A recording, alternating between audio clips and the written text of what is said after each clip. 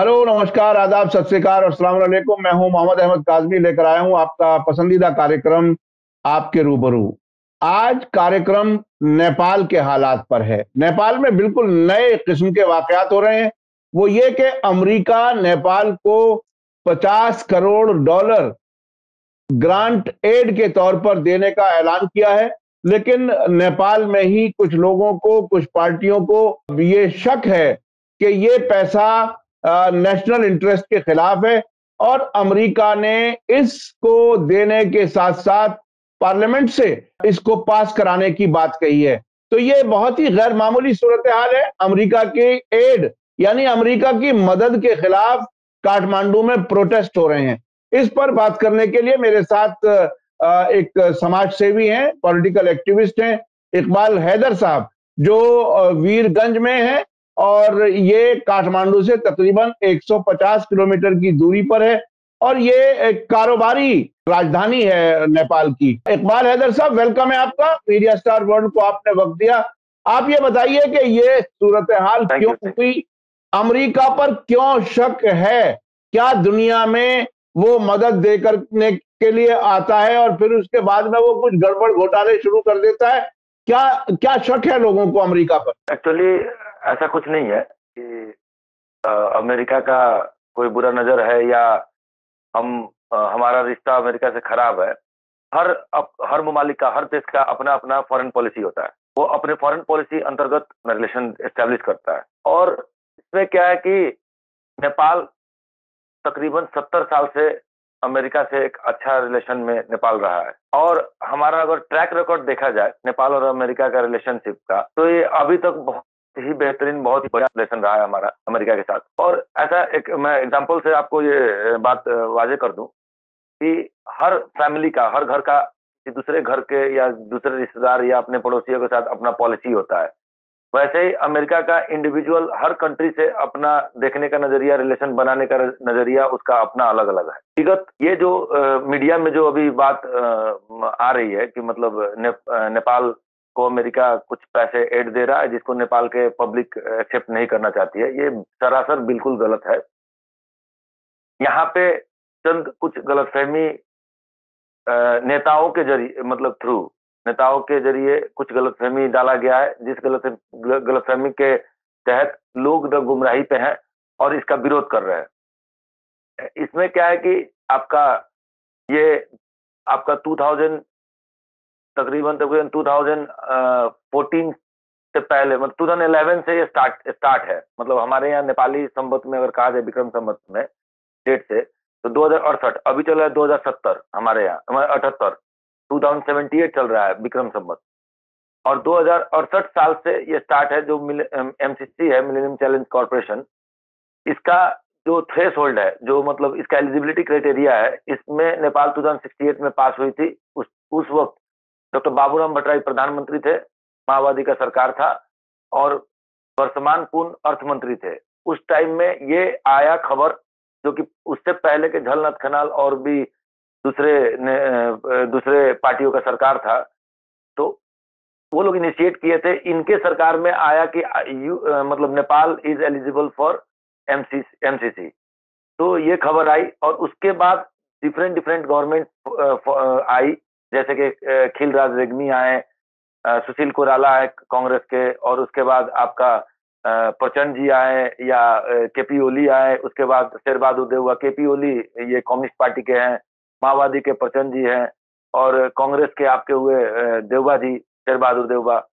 ये लोग different different stage पे, डिफरेंट डिफरेंट ईयर्स में, और मैं आपको डेट वाइज आपको मैं भेज सकता हूँ कि सब लोग आगे बढ़ाते हुए तो 2074 में, हमारे यहाँ के 2074 तक, 2017 में, मतलब एडी में, क्रिश्चियन एरा में 2017 में ये एमसीसी पे समझौता पे साइन हुआ। और ये इसमें एक और प्रावधान रहा कि इसको पार्लियामेंट से, सांसद से इसको पास किया जाए, मतलब बहुमत से, 2/3 बहुमत से नहीं, इसको मेजोरिटी से 51% से पास किया जाए।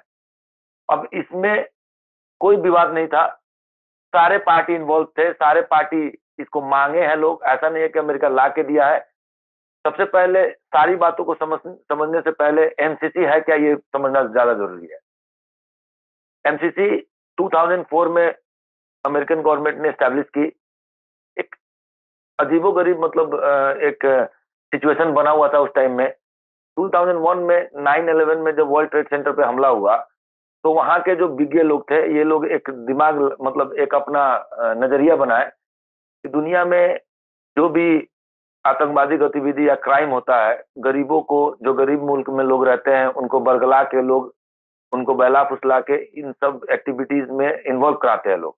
तो हम लोग क्यों ना थोड़ा थोड़ा मतलब ये एड दे के, अनुदान दे के हम लोग जो दूसरे देश को, ममालिक को हम लोग देते हैं, इससे अच्छा रहेगा कि हम लोग देश के डेवलपमेंट में कुछ कंट्रीब्यूट हो पाए। ऐसा ठोस कोई प्रोग्राम, कोई पैकेज दे के उस देश के डेवलपमेंट में आगे बढ़ाया जाए। उसका एक आपका इंडिकेटर्स करके मतलब वो लोग तय किए, 20 इंडिकेटर्स है, जिसमें नेपाल 2068 में, मतलब हमारे यहाँ के 2068, ठीक है, विक्रम संवत, उस साल में मतलब आज से 10 साल पहले 2011-2012 में नेपाल क्वालिफाई कर पाई 16 इंडिकेटर्स में। मतलब मान के चलिए 20 था, जिसमें से 16 में हम पास हो पाए। 16 इंडिकेटर्स मतलब 16 एलिजिबिलिटी, 16 क्राइटेरिया में हम लोग पास हो पाए। उसका अपना है कि इनका पॉलिसी क्या है, इनमें फ्रीडम क्या है, ये लोकतंत्र देश है कि नहीं है, गवर्नेंस क्या है, ऐसे करके वो लोग इंडिकेटर बनाए हुए हैं। उसमें हम लोग 16 में क्वालिफाई करके हम लोग को मिला कि आप लोग क्वालिफाई कर गए। तब नेपाल, तब जब क्वालिफाई कर पाए तो उसके बाद एमसीसी की तरफ से क्या आया कि ठीक है, तो आपका किस डेवलपमेंट प्रोजेक्ट पे हम लोग काम करेंगे, मतलब हम लोग लगानी लगाएंगे।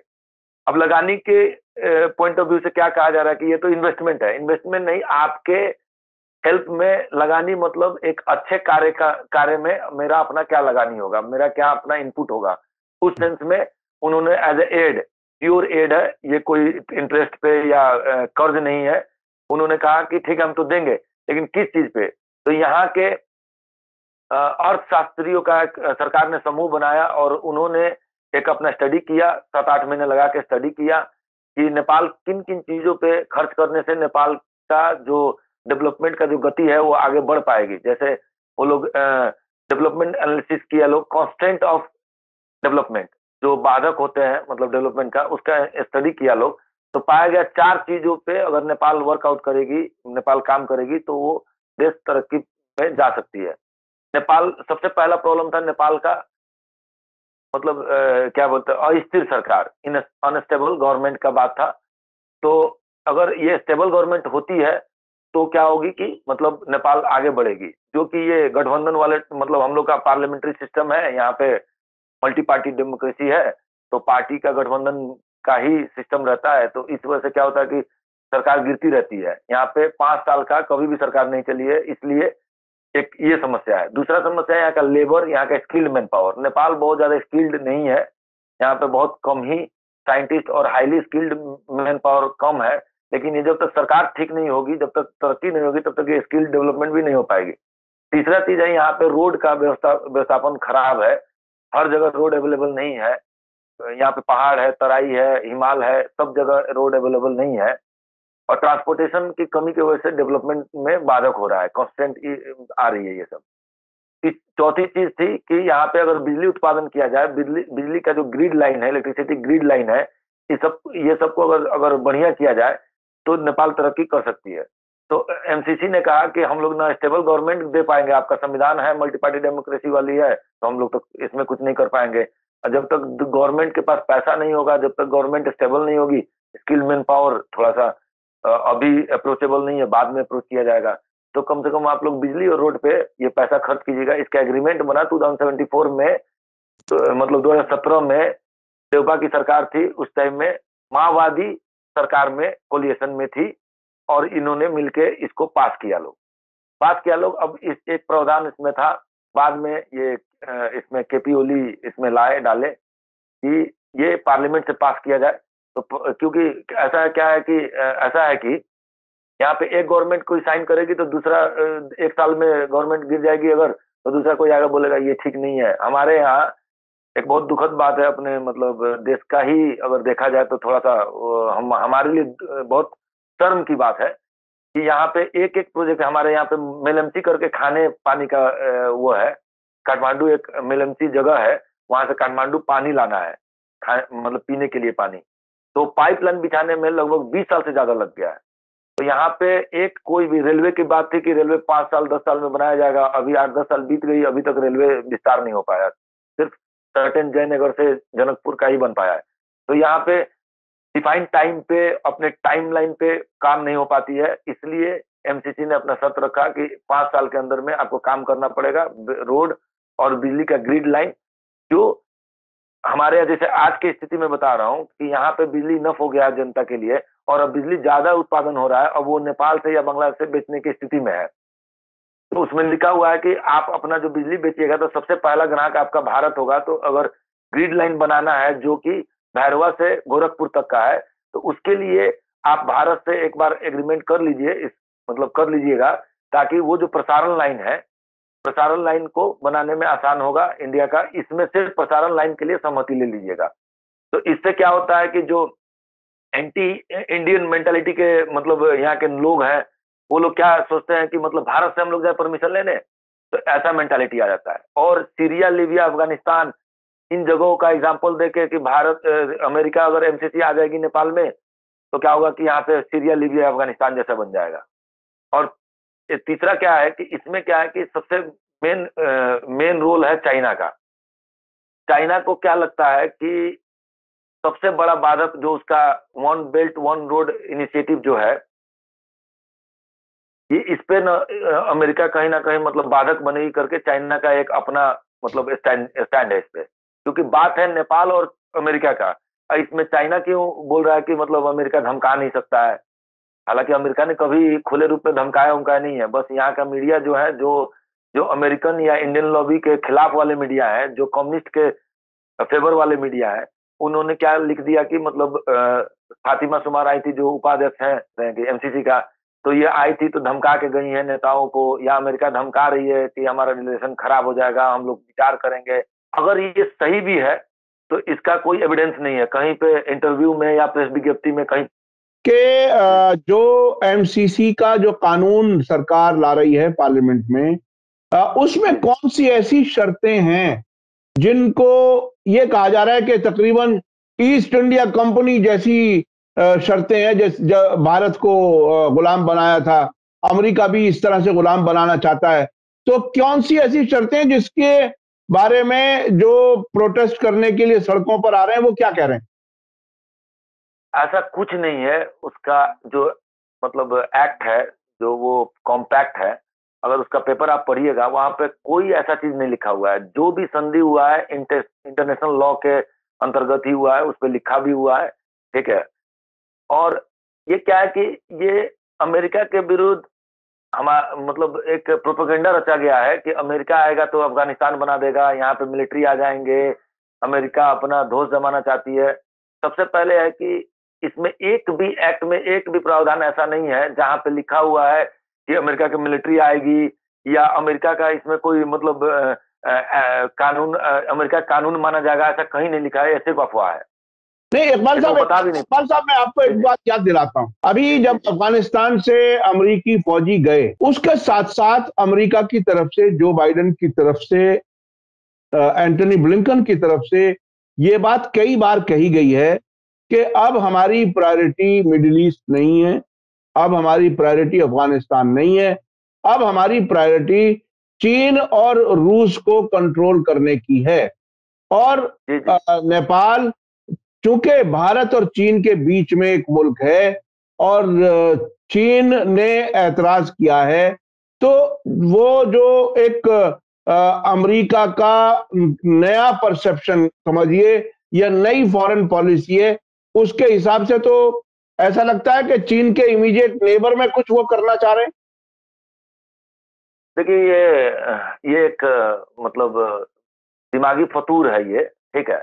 जैसे कि नेपाल का 3 साइड से बॉर्डर इंडिया का है, ठीक है, और एक साइड से चाइना है। टोटली ईस्ट में, नॉर्थ में चाइना है, और 3 साइड से इंडिया है। अगर एमसीसी एमसीसी जैसा बहुत सारा यहाँ पे एक्ट किया हुआ, जैसे मतलब यहाँ पे USAID करके यहाँ पे काम करती है, ठीक है। दूसरी बात नेपाल, अमेरिका अमेरिका का अपना एक इतिहास रहा है कि वो उसी देश में गया है जहाँ का देश, वहाँ का गवर्नमेंट उससे एग्रीमेंट किया है, या वहाँ पे अगर द्वंद्व हुआ है तो वहाँ का जो अपोजिशन या वहाँ के अदर कोई सेकेंड पार्टी उनसे एग्रीमेंट करके बुलाती है, तभी अमेरिका जाती है। यहाँ पे ऐसा कोई स्थिति नहीं है नेपाल में। नेपाल में ऐसा नहीं है कि कम्युनिस्ट या माओवादी या ये सोशलिस्ट पार्टी या कांग्रेस जैसी पार्टी कह रही है कि आइए आप आपसे मैं मिलिट्री एग्रीमेंट करता हूं। अमेरिका अगर लड़ाई भी करती है, जैसे फॉर एग्जांपल 2 महीने पहले, 2-2.5 महीने पहले अमेरिका, ऑस्ट्रेलिया और इंग्लैंड अकस करके एक एग्रीमेंट साइन किया है, जिसमें से 16-17 पनडुब्बी, न्यूक्लियर पनडुब्बी अमेरिका ने मुहैया करवाई है आपको, ऑस्ट्रेलिया को। ऑस्ट्रेलिया के पास न्यूक्लियर पावर नहीं थी। First time, second time after UK के बाद दूसरी बार अमेरिका किसी को अगर न्यूक्लियर पनडुब्बी दी है, वो है ऑस्ट्रेलिया।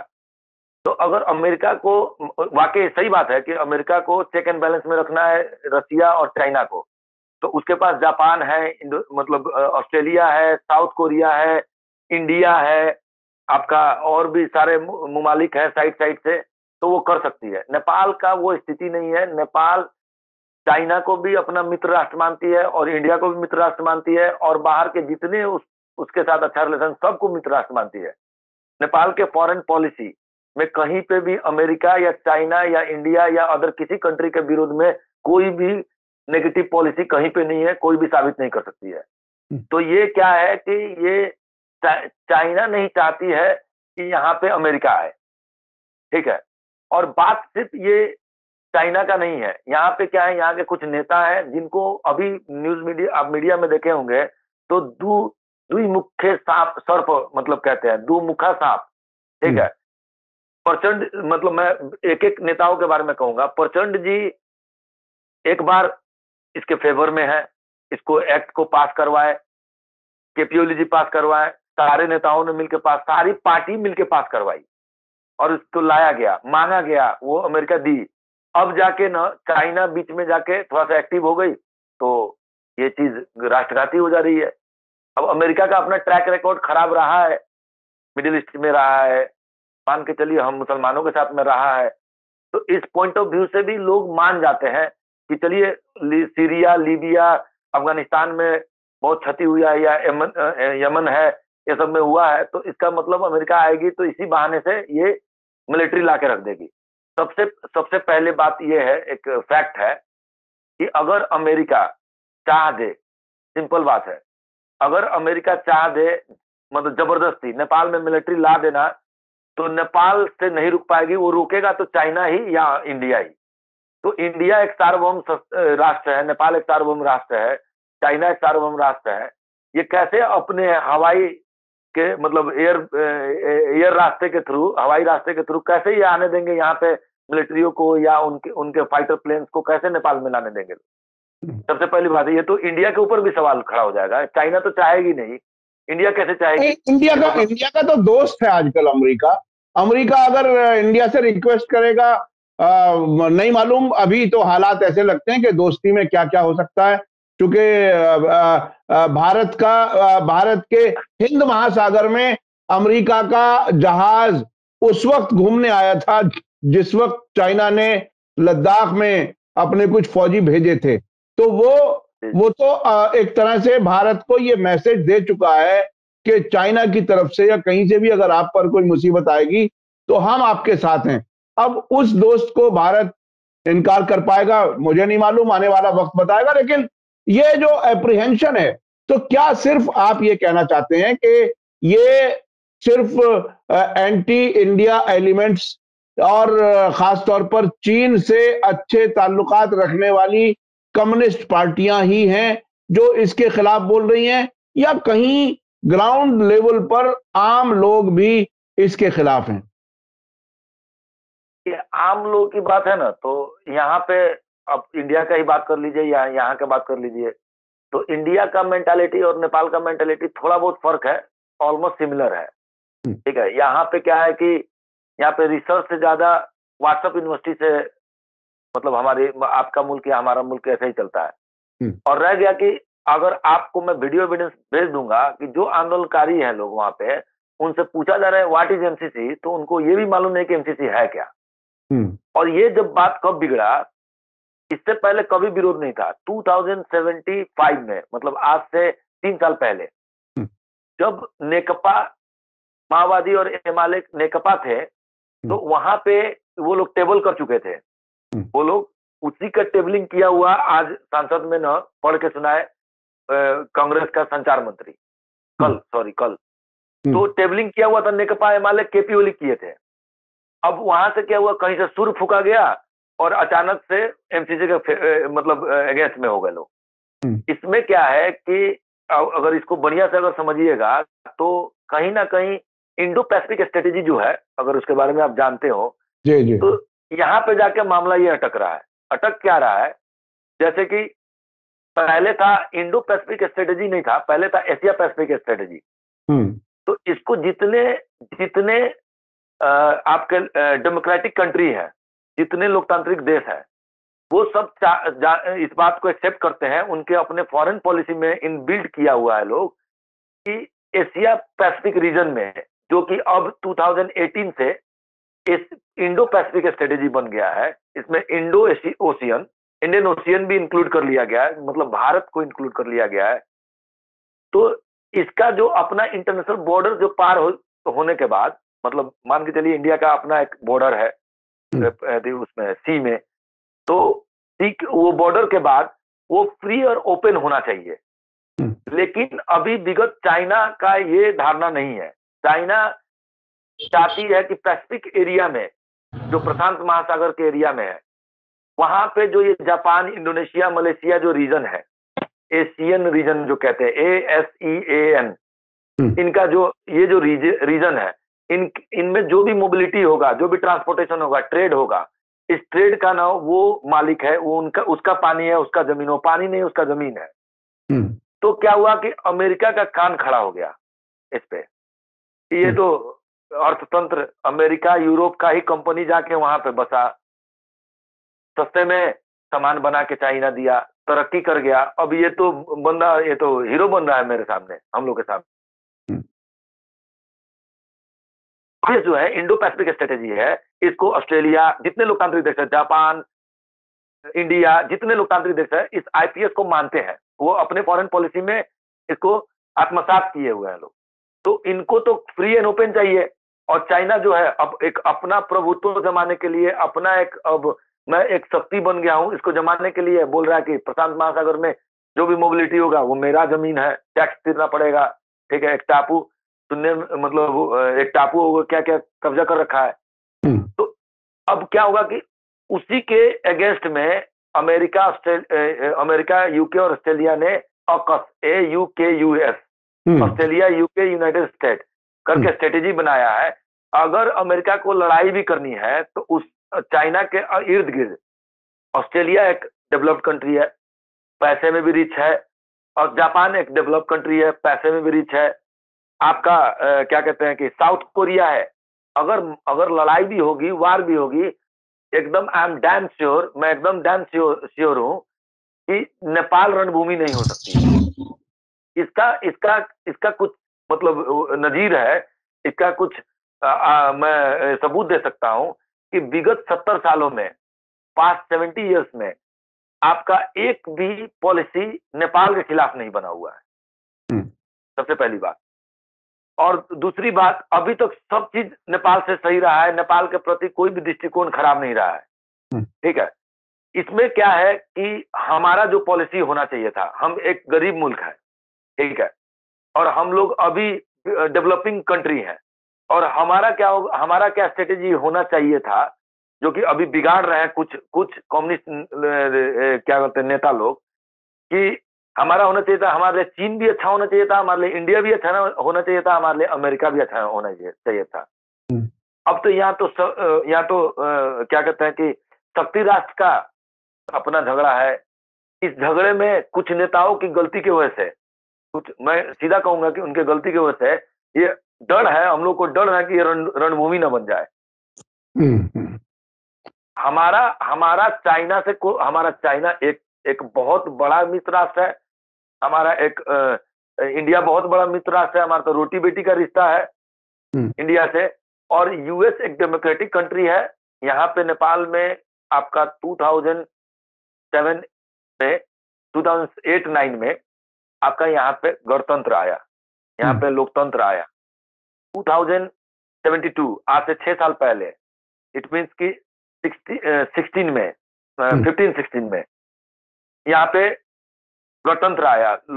ये देश संघीयता आया, गणतंत्र आया। तो अभी 6 साल हुई है और हम लोग एक गणतांत्रिक लोकतांत्रिक देश होने के नाते हम तो चाहेंगे कि हमारा सबसे अच्छा रिलेशन हो, खास करके वो देश जो लोकतांत्रिक देश हो। और अमेरिका एक कहावत है कि कोई भी कहावत क्या है, मतलब हर धर्म में भी ये बात लिखा हुआ है कि कोई भी चीज मुकम्मल 100% बुरा नहीं होता है, कोई भी चीज 100% अच्छा नहीं होता है। ठीक है, तो अमेरिका का अगर कुछ पार्ट होगा, जैसे बीइंग अ मुस्लिम, हमारी इमेज या हमारा जो मतलब डैमेज अमेरिका यूएस उस टाइम के बुश एडमिनिस्ट्रेशन ने जो किया है, वो डैमेज तो वो कभी पूरा नहीं कर पाएगा। ठीक है, उसको कभी भी मतलब उस क्षति को पूरा नहीं कर पाएगा। तो वो एक अलग चीज है। लेकिन नेपाल का, क्योंकि हम वहाँ यहाँ पे अल्पसंख्यक है, हम 4.5% है, और नेपाल के प्रति देखने का जो अमेरिका का यूएस का जो नजरिया है वो जायज है। तो हम जबरदस्ती एक धार्मिक या एंगल से, अगर मैं एक मुस्लिम हूँ तो अमेरिका हर चीज में खराब है, या अब जाके बाइडेन के भी कार्यकाल में या ये ट्रंप थे, सब लोग ही खराब है, वहाँ के नेता खराब है, वहाँ का पॉलिसी खराब है, पब्लिक खराब है, ऐसा कहना नाइंसाफी होगा। जैसे अभी मान के चलिए, अभी कोई लोग कह देते हैं कि इंडिया में अभी थोड़ा सा तानाशाही वो हो रहा है, या नेपाल में कम्युनिस्ट थोड़ा सा हेकमबादी चलाते हैं लोग, तो कुछ लोगों के कारण सारे लोग बदनाम हो जाते हैं। तो वैसा ही है, अमेरिका का कुछ एक्टिविटी पास्ट में रहा है जिस वजह से लोग अमेरिका के प्रति सशंकित भी है। और कहने का मतलब ये है कि अगर देखिए क्या होता है कि सही निर्णय हो और उस पर विवाद न हो या कोई उसका अगेंस्ट न करे तो पता नहीं चलता है, सब लोग वो कार्यान्वयन भी हो जाता है, वो इम्प्लीमेंटेशन होके वो लागू भी हो जाता है। ठीक है, बढ़िया से। लेकिन क्या है कि यहाँ उछाला गया है कि एमसीसी राष्ट्रघाती है, राष्ट्र विरोधी है। इस हिसाब से थोड़ा सा जन स्तर में कंफ्यूजन बना हुआ है, यहाँ पे लोग बटे हुए हैं। देखिए, आंदोलन जो करते हैं वही दिखते हैं, जो आंदोलन कर रहे हैं वही दिखते हैं, तो लगता है जैसे कि मास है, वो वही यहाँ का बहुमत है करके। और जो लोग फेवर में है वो तो उसको तो जाके नहीं पत्थर चलाना है या कोई स्टोन पेटलिंग तो करना नहीं है, तो वो तो दिखेंगे नहीं। जैसे हम लोग जैसे लोग अब क्या करेंगे जाके, मतलब माथा तो पटकेंगे नहीं कहीं पे। तो ऐसा है, तो ऐसा नहीं है कि सारे लोग खिलाफ है, ऐसा नहीं है, कुछ चंद लोग हैं। और वो कौन लोग हैं, ये एक स्टेटमेंट मैं दे रहा हूं, इसको आप रिकॉर्ड मतलब इसको ध्यान दीजिएगा कि जिनके पास वोट है और जो सत्ता में है और जिनके पास वोट है और उसके साथ साथ जो ताकतवर पार्टी है यहाँ पे, वो एमसीसी के फेवर में है। और जिनके पास वोट नहीं है, जो चाह रहे हैं कि राष्ट्रीयता के नाम पे या लोगों को मतलब गुमराह करके, एमसीसी के नाम पे गुमराह करके लीबिया, सीरिया, अफगानिस्तान दिखा के वोट अपने पक्ष में लाने के लिए जो कमजोर लोग हैं वही उसके विपक्ष में है। ये मेरा एक स्टेटमेंट है। बहुत बहुत शुक्रिया इकबाल अजहर साहब, आपसे बात करके बहुत अच्छा लगा। आपने बहुत सी चीजें बड़ी रीजनिंग के साथ बताई और आपने ये भी बताया कि भारत विरोधी लोग जो हैं वो, और जो चाइना की कम्युनिस्ट पार्टी से कोई ताल्लुक रखते हैं, शायद वो कम तादाद में लोग हैं जो इस अमेरिका की मदद के खिलाफ हैं। और इससे पहले तकरीबन सभी पार्टियों ने इसके लिए फेवर में बात कही है। जो भी हुकूमत में रहा उन्होंने इस एमसीसी को सपोर्ट किया। अब लीबिया, अफगानिस्तान और इराक की मिसाल दे करके अमेरिका के खिलाफ माहौल बना करके, जैसा कि आपने बताया, उससे जो लोग हुकूमत में नहीं है वो हुकूमत में आना चाहते हैं, क्योंकि बहुत ही फ्रेजाइल किस्म की कमजोर सरकार बनती है और बार बार बनती है और बिगड़ जाती है। तो उस हालत में कुछ लोग सियासी फायदा उठाने के लिए ऐसा कर रहे हैं। हमें उम्मीद है कि जो शक लोगों को है अमेरिका की तरफ से कुछ शैतानी होने का, वो शक ठीक ना हो और वाकई मुल्क की कोई तरक्की के लिए कोई अगर हो तो इसमें किसी को क्या शिकायत और किसको नुकसान हो सकता है।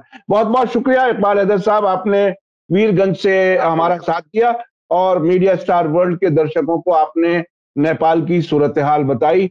आपका जो भी ओपिनियन है उसके हम रिस्पेक्ट करते हैं। आपने हमें वक्त दिया उसके लिए बहुत बहुत शुक्रिया। इसी के साथ मुझे दीजिए इजाजत। धन्यवाद, शुक्रिया। जय भारत, जय हिंद। मीडिया स्टार वर्ल्ड के और वीडियो देखने के लिए हमारे चैनल को सब्सक्राइब करें और सीधे नोटिफिकेशन पाने के लिए बेल आइकन दबाएं। और अगर हमारी खबर सच्ची और अच्छी लगे तो अपने व्हाट्सएप, इंस्टाग्राम, फेसबुक और ट्विटर अकाउंट पर जरूर शेयर करें।